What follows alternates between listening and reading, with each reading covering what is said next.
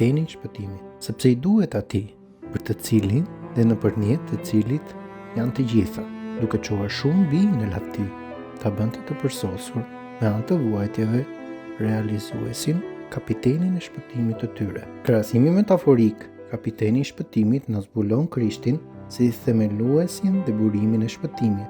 Ai është realizuesi aktiv dhe energjik i shpëtimit, burimi të cilit është ai vetë. Jezus Krishti është kapiteni i cili vazhdimisht drejton ndjekësit e tij gjatë gjithë rrugës së shpëtimit, gjatë shfaqësimit deri në përlati.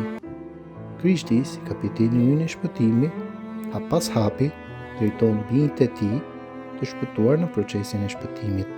Fal sakrificës së tij fatimtare, Jezusi jo vetëm na shpëton nga ndjenja e fajit dhe pushtetit i mëkatit, por gjithashtu na drejton deri në shpëtimin e plot. Kapiteni ynë i shpëtimit drejton me sukses njerëzit e tij nëpërmjet fushave të armikut, plot me gracka dhe mina të maskuara. Ai e njeh mirë fushën e betejës së armikut dhe strategjinë e tij.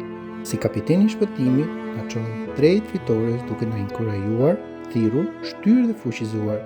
Teksti i sotëm na kujton që Zoti Perëndia vetë ka caktuar Krishtin si kapitenin tonë të shpëtimit. Kapiteni ynë ka bërë gjithë rrugën nga Grazhdi deri në kthimin e tij në qiell. Tashmë gjithçka është e kryer. Krishti ka kryer misionin e tij të shpëtimit tonë me një saktësi dhe kujdesje të pamet.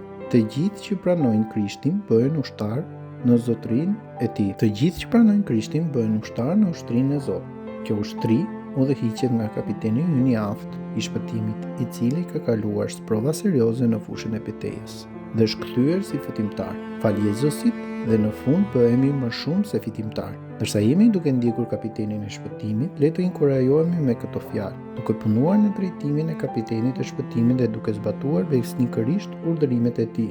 Kështu zhvillohet karakteri ynë. Falëmeritave të Krishtit, ne mund të punojmë në përputhje me planin e madh të Zotit. Lutja ime sot: O Zot, le të më udhëheqi kapiteni i shpëtimit drejt fitores.